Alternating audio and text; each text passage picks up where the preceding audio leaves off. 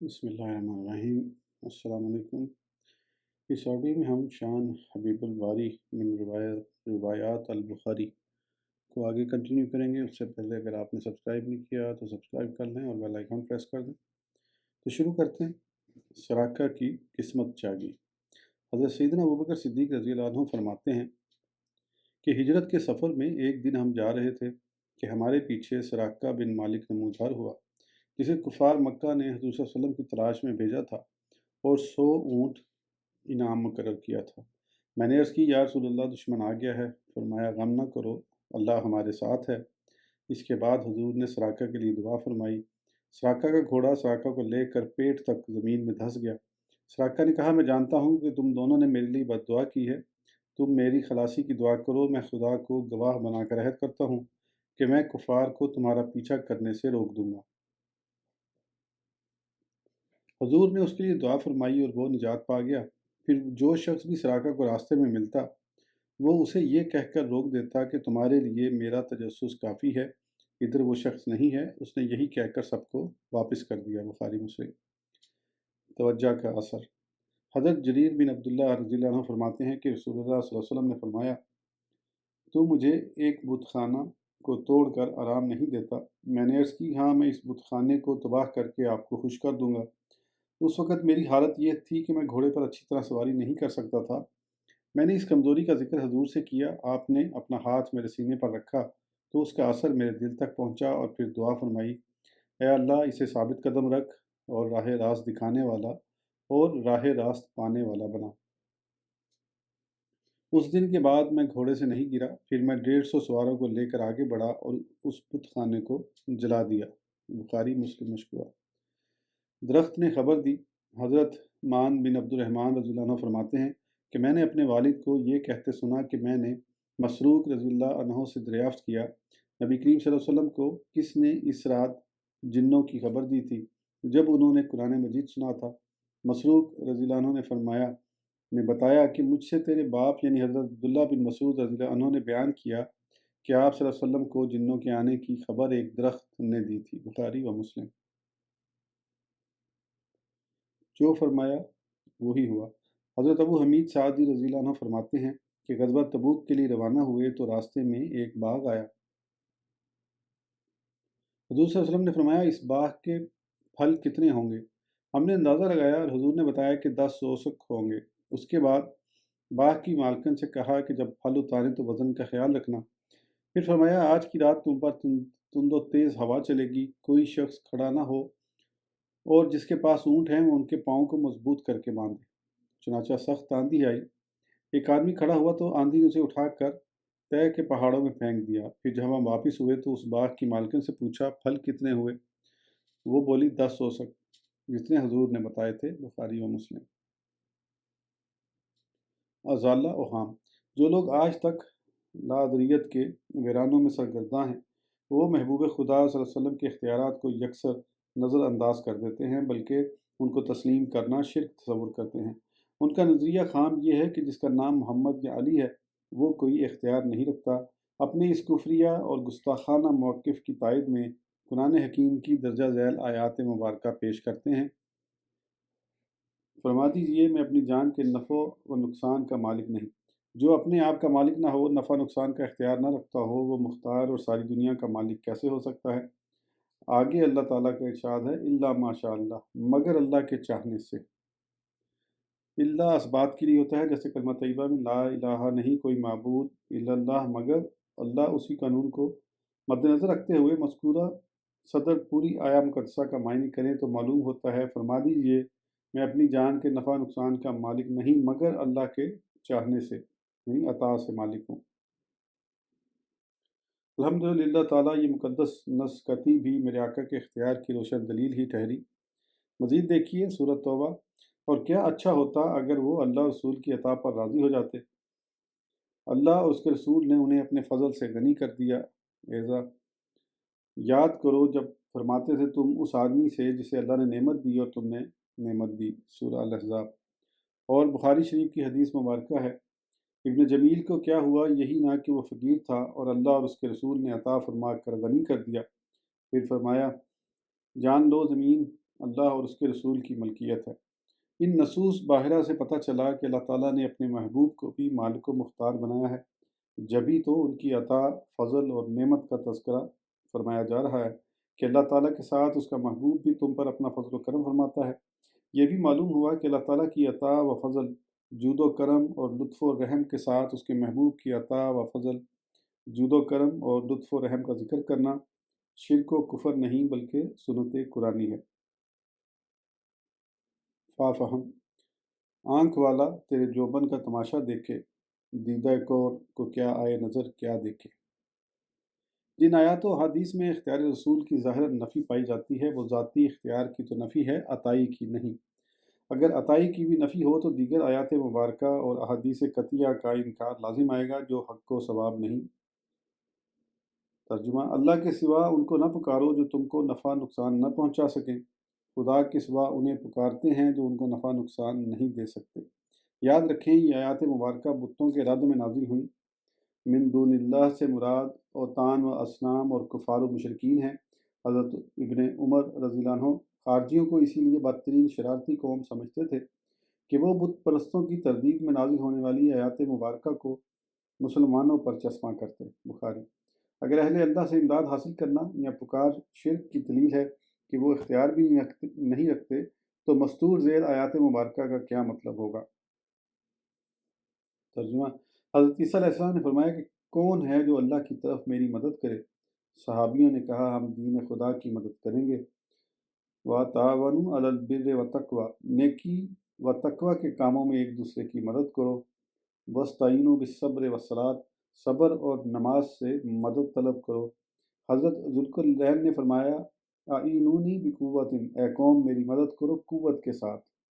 ان تنصروا اللہ ینصرکم، اگر تم دین خدا کی مدد کرو تو وہ تمہاری مدد کرے گا۔ روز اول اللہ تعالیٰ نے انبیاء کرام کی ارواح مبارکہ سے عہد لیا، لا تؤمنن بہ ولا تنصرنہ، کہ تم میرے محبوب پر ایمان لانا اور اس کی مدد کرنا۔ ایدک بنصرہ وبالمؤمنین، اے محبوب اللہ نے تمہیں اپنی اور مسلمانوں کی مدد سے قوت بخشی۔ ان اللہ ہوا مولہ و جبریل و صالح المؤمنین والملائکۃ بعد ذلک ظہیر، بے شک نبی کے اللہ، جبریل، مسلمان اور فرشتے مددگار اور پشت پناہ ہیں۔ انما ولیکم اللہ و رسولہ، بے شک تمہارا مددگار ہے اللہ رسول۔ یا ایھا النبی حسبک اللہ ومن اتبعک من المؤمنین، اے محبوب تمہیں اللہ اور مطیع مسلمان ہی کافی ہیں۔ والمؤمنون والمؤمنات بعضهم اولیاء بعض، مسلمان مرد اور مسلمان عورتیں ایک دوسرے کے مددگار ہیں۔ اللہ میرے برادر مکرم ہارون کو میرا وزیر بنا دے کہ میری پشت کو مجھ سے مضبوط کر دے۔ ان آیات مبارکہ سے ثابت ہوا کہ اہل اللہ سے امداد طلب کرنا شرک نہیں، نیز وہ امداد دینے کا اختیار بھی رکھتے ہیں۔ یہی وجہ ہے کہ اللہ تعالیٰ کے برگزیدہ پیغمبروں نے بھی اہل ایمان سے مدد حاصل کی۔ کیا ان پر بھی شرک و کفر کا فتویٰ صادر ہوگا؟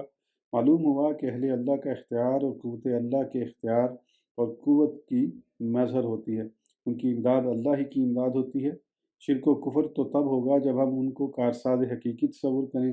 کارساز حقیقی صرف ذات الہی ہے اور یہ لوگ اس کے فیض کا ذریعہ ہیں، اسی لیے وہ اپنے ساتھ ان کے اختیارات اور تصرفات کا ذکر فرماتا ہے۔ حضور صلی اللہ علیہ وسلم نے سیدہ فاطمہ زہرا رضی اللہ عنہ سے فرمایا، لا اغنی عنک من اللہ شیئا، میں تمہاری استعانت نہیں کر سکتا۔ صاحبزادی کی مدد نہیں کر سکتے تو اوروں کی کیا حیثیت؟ نعوذ باللہ۔ یہاں بھی ذاتی اور عطائی کا مسئلہ ہے کہ ذاتی طور پر نہیں، اللہ کی عطا سے کر سکتا ہوں، بلکہ قیامت میں تو ہر متقی ایک دوسرے کا مددگار ہوگا۔ قرآن پاک میں ہے، قیامت میں سب دوست بھی ایک دوسرے کے دشمن ہو جائیں گے مگر پرہیزگار نہیں۔ اس حدیث مبارکہ میں نقطہ تبلیغ بھی پیش نظر تھا۔ اگر اس حدیث کو بنیاد بنا کر اختیارات مصطفیٰ کی نفی کی جائے تو سابقہ دلائل قرآنی اور نصوص قطعی کا انکار ہو جائے گا۔ یہ کہاں کی انصاف پسندی ہے کہ ایک حدیث کو دیکھا اور سینکڑوں سے منہ موڑ لیا، بلکہ یہ تو ازروع قرآن یہودیوں کی روش ہے۔ افتؤمنون ببعض الکتاب وتکفرون ببعض، یہودی کتاب کے کچھ حصے پر ایمان لاتے ہیں اور کچھ حصے کا انکار کرتے ہیں۔ چاہیے تو یہ کہ کتاب اللہ کی آیتوں میں تطبیق پیدا کی جائے تاکہ مسائل آفتاب نمروز کی طرح واضح ہو جائیں، مگر ایسا کون کرے گا؟ وہی جسے اللہ تعالیٰ نے عقل سلیم کے ساتھ ساتھ عشق شاہ حرد السرا صلی اللہ علیہ وسلم کی دولت بے بہا بھی عطا فرما رکھی ہو۔ حاصل تحریر: زندگی کا ایک ایک لمحہ اسرار کا بے پایاں سمندر ہے۔ جب تک کوئی ان کی زلف گرا گیر کا آثیر نہ ہو، کبھی بھی ایقان کا گوہر شاداب حاصل نہیں ہو سکتا۔ جب ایقان کی نعمت مل جاتی ہے تو پھر یقین کیجئے کہ ہر جہان کی جان انہی کی ذات والا نظر آتی ہے، انہی کی ستوت کے چرچے ہر جگہ سنائی دیتے ہیں۔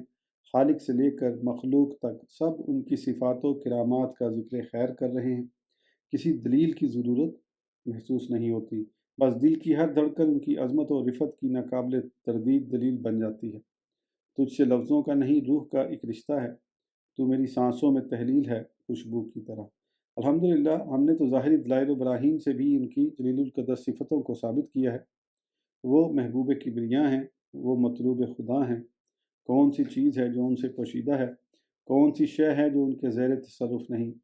قرآن شاہد ہے، حدیث ناطق ہے، آثار صحابہ ظاہر ہیں۔ کوئی تسلیم نہیں کرتا تو پھر اس کے مقدر کا پھیر ہے۔ حواشی دریچہ سوم۔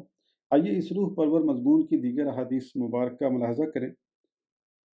مردے پر بین کر کے رونا چیخنا گناہ ہے۔ حضرت ام عطیہ نے عرض کی، یا رسول اللہ، فلاں گھر والوں کو اس حکم سے نکال دیں کہ انہوں نے میرے ساتھ ہو کر میرے ایک عزیز کی میت پر نوحہ کیا تھا۔ میں یہ زمانہ کفر کا قرض اتارنا چاہتی ہوں۔ فرمایا وہ مستثنیٰ کر دیے گئے۔ مسلم شریف، نسائی، ترمذی، احمد، اختلاف الفاظ کے ساتھ۔ امام نووی اس حدیث کے تحت فرماتے ہیں، شارع علیہ السلام کو اختیار ہے کہ عام احکامات سے جسے چاہیں خاص فرما دیں۔ عورت کو شوہر پر 4 مہینے 10 دن سوگ واجب ہے، مگر آپ نے اسماء بنت امیس رضی اللہ عنہ کو مستثنیٰ فرمایا۔ 3 دن سنگار سے جدا رہو، پھر جو چاہو کرو۔ طبقات ابن سعد۔ حکم قرآن کے مطابق ایک مرد کی ایک گواہی ہے، مگر حضور نے حضرت خزیمہ بن ثابت رضی اللہ عنہ کے بارے میں فرمایا، اس کی گواہی 2 مردوں کے برابر تسلیم کی جائے گی۔ تاریخ بخاری، طبرانی، معجم کبیر۔ ریشمی لباس مرد کے لیے حرام ہے، مگر آپ نے عبد الرحمن بن عوف رضی اللہ عنہ اور زبیر بن عوام رضی اللہ عنہ کے لیے جائز فرما دیا۔ بخاری، مسلم، نسائی، ابو داؤد، ابن ماجہ، ترمذی۔ مولا علی رضی اللہ عنہ کو حالت جنابت میں مسجد میں داخل ہونے کی اجازت مرحمت فرما دی۔ اے علی، میرے اور تمہارے سوا حالت جنابت میں کسی کے لیے اس مسجد میں داخل ہونا حلال نہیں۔ ترمذی، بیہقی۔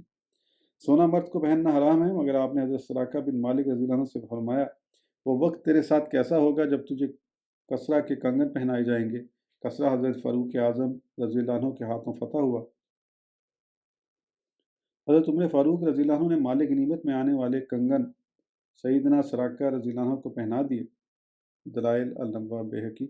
کسی کے لیے بھی یہ جائز نہیں کہ حضور کا نام مبارک اور کنیت کو جمع کرے، مگر حضرت علی رضی اللہ عنہ کو رخصت دی۔ جلدی میرے بعد تمہارے ایک لڑکا ہوگا، میں نے اسے اپنا نام اور کنیت اکٹھے عطا فرما دیے، اس کے علاوہ کسی اور امتی کے لیے حلال نہیں۔ طبقات ابن سعد۔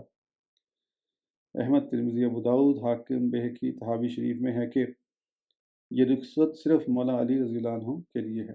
حضرت خزیمہ رضی اللہ عنہ فرماتے ہیں کہ حضور صلی اللہ علیہ وسلم نے مسافر کے لیے مسا موضع کی مدت 3 رات مقرر فرمائی، اور اگر مانگنے والا مزید مانگتا تو آپ یہ مدت 5 رات تک مقرر فرما دیتے۔ ابن ماجہ، ابو داؤد، بیہقی اور طحاوی میں یہی مضمون قدر اختلاف الفاظ کے ساتھ منقول ہے۔ ایک آدمی نے اس لیے اسلام قبول کیا کہ وہ صرف 2 نمازیں ادا کرے گا۔ حضور صلی اللہ علیہ وسلم نے قبول فرما لیا، حالانکہ قانون یہ ہے کہ ہر مسلمان پر 5 نمازیں فرض ہیں۔ ایک صحابی کے پاس حق مہر ادا کرنے کی طاقت نہیں تھی۔ آپ صلی اللہ علیہ وسلم نے فرمایا، قرآن پاک کی کوئی صورت سکھانا ہی تمہارے لیے مہر ہے، تیرے بعد یہ مہر کسی اور کو کافی نہیں۔ ابو داؤد، نسائی، ابن ماجہ، طحاوی۔ تلک عشرۃ کاملۃ۔ صحابہ کرام نے حضور کے اس فیصلے کا بہت احترام فرمایا۔ سیدنا ابو ہریرہ رضی اللہ عنہ فرماتے ہیں، اگر میں مدینہ منورہ میں ہرنوں کو چرتے دیکھوں تو انہیں نہیں چھیڑوں گا، کیونکہ حضور صلی اللہ علیہ وسلم نے فرمایا ہے ان دونوں کناروں کے درمیان حرم ہے۔ موطا کتاب الجامع۔ حضرت ابو سعید خدری رضی اللہ عنہ فرماتے ہیں، بے شک حضور صلی اللہ علیہ وسلم نے مدینہ منورہ کو حرم بنا دیا ہے کہ اس کے درخت نہ کاٹیں اور نہ پتے جھاڑیں۔ طحاوی شریف۔ حضرت زید بن ثابت رضی اللہ عنہ فرماتے ہیں کہ میں نے ایک آدمی کے ہاتھ سے شکار کی گئی چڑیا لے کر چھوڑ دی کہ حدود مدینہ میں شکار کرنا منع ہے۔ موطا شریف۔ معلوم ہوا کہ حضور کا اختیار تسلیم کرنا عقیدہ صحابہ ہے، نیز یہ کہ ایسا عقیدہ شرک نہیں، عین ایمان ہے، رضی اللہ عنہ اجمعین۔ قرآن عظیم کا ارشاد ہے، قد جاءکم برہان من ربکم، بے شک تمہارے پاس تمہارے رب کی طرف سے دلیل آ گئی۔ یاد رہے کہ اگر دلیل کاملہ حضور نور صلی اللہ علیہ وسلم سے اعتماد اٹھ گیا تو پھر دعویٰ توحید کا کیا بنے گا۔ معراج کے ایمان افروز واقعات دیگر کتب صحاح میں بھی منقول ہیں۔ اب مقام آبادنی پر فائز المرام ہوئے تو پھر حسن مطلق نے اپنے بے کیف جمال الوہیت سے حجابات اٹھا دیے، جیسا کہ حدیث ترمذی ہم بیان کر رہے ہیں۔ میں نے اپنے رب کو کچھ اچھی صورت جس کی کوئی مثال نہیں میں دیکھا، اس نے اپنا دست قدرت میرے شانوں کے درمیان رکھا، جس کی ٹھنڈک میں نے سینے میں محسوس کی، پس میں نے زمین اور آسمانوں کی ہر چیز کو جان لیا۔ موسیٰ ز ہوش رفت بیک جلوہ صفات، تو عین ذات می نگری در تبسمی۔ دیدار الہی کے بارے میں بہت سی تصریحات واہب لدینیہ، روح البیان اور مدارج النبوہ میں پائی جاتی ہیں۔ علامہ فرماتے ہیں، گرچہ عین ذات را بے پردہ دید، رب زدنی از زباں او چکید۔ شیخ محقق علیہ الرحمہ فرماتے ہیں، یہ سب فارسی کے شعر ہیں۔ یہ عجیب ہے کہ مخلوق کو خلوت خاص میں بلا کر دیدار سے مشرف نہ کیا ہو۔ مدارج النبوہ جلد سواد 173۔ مولوی انور شاہ کشمیری لکھتے ہیں کہ حضرت موسیٰ کے تھپڑ کا تقاضا تھا کہ اس کی قوت سے ساتوں آسمان ریزہ ریزہ ہو جاتے۔ قرآن عزیز نے بھی اللہ تعالیٰ کے بندوں کا اختیار بیان کیا ہے اور ان کی اللہ کے ہاں وجاہت کا ذکر کیا ہے۔ مثلاً یجادلونا فی قوم لوط، حضرت ابراہیم علیہ السلام ہم میں سے قوم لوط کے بارے میں جھگڑنے لگے، ثابت ہوا اہل اللہ بہت زیادہ منزلت و مقام کے حامل ہوتے ہیں۔ حضرت سلیمان علیہ السلام کے بارے میں فرمایا، ہم نے انہیں ملک عظیم عطا فرمایا اور ہوا کو ان کے تابع فرمان کر دیا۔ حضرت عیسیٰ علیہ السلام کے بارے میں فرمایا، وہ دنیا و آخرت میں وجاہت والے اور اللہ کے مقربین میں سے ہیں۔ ان حقائق سے معلوم ہوا کہ اہل اللہ بے اختیار نہیں بلکہ بہت شان والے ہیں۔ جو ان کو با اختیار تسلیم نہیں کرتا اور بتوں کی تردید میں نازل ہونے والی آیات سے استدلال کرتا ہے، وہ گستاخ ہی نہیں علوم قرآنی سے بھی جاہل ہے۔ فافہم و تدبر۔ سائنسی معلومات کے مطابق سورج اتنا بڑا ہے کہ زمین اور اس جیسے کئی اور سیارے اس کے گرد گردش کرتے ہیں، جسے نظام شمسی کا نام دیا گیا ہے۔ چاند کی سرزمین میں بھی بہت وسیع و عریض ہے، جو مدار میں زمین کے گرد چکر کاٹ رہی ہے۔ اس نظریے سے مہر و ماہ کی جسامت اور بلندی کا اندازہ کریں اور حضور کے اختیار کا محیر العقول نظارہ دیکھیں تو سر فرط تسلیم و رضا سے جھک جاتا ہے کہ آپ واقعی قدرت الہی کی سب سے بڑی دلیل ہیں۔ کیا کوئی مفتی وقت صحابی رسول کی اس بات پر فتویٰ صادر کر سکتا ہے؟ ہمارے آقا صلی اللہ علیہ وسلم کی درختوں پر بھی حکومت تھی، حضور ان کے لیے بھی نبی بن کر تشریف لائے تھے۔ مولا علی رضی اللہ عنہ فرماتے ہیں کہ میں حضور صلی اللہ علیہ وسلم کے ہمراہ مکہ میں تھا۔ جب ہم آپ کے ساتھ گردونواح میں جاتے تو جو پتھر اور درخت سامنے آیا کرتا وہ یہ کہتا، السلام علیکہ یا رسول اللہ، ترمذی داری مشکوہ۔ حضرت ابن عمر رضی اللہ عنہ سے مروی ہے کہ ایک اعرابی نے حضور صلی اللہ علیہ وسلم سے کہا کہ کیا یہ کیکر کا درخت گواہی دے گا اللہ کے سوا کوئی معبود نہیں اور محمد اللہ کے رسول ہیں؟ چنانچہ آپ نے درخت کو بلایا تو وہ زمین پھاڑتا ہوا آپ کے قدموں میں حاضر ہوا اور گواہی دی، پھر وہ دوبارہ اپنی جگہ پر چلا گیا۔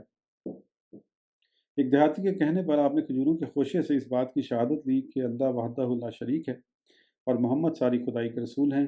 یہ دیکھ کر وہ دیہاتی مسلمان ہو گیا۔ چاند شک ہو، پیڑ بولیں، جانور سجدہ کریں، بارک اللہ، مرجع عالم یہی سرکار ہے۔ آج کی آڈیو کے لیے اتنا ہی، پھر انشاءاللہ اگلی آڈیو میں آگے کنٹینیو کریں گے۔ اس وقت تک اجازت دیجیے، سبسکرائب کرنا نہ بھولیں۔ اللہ حافظ۔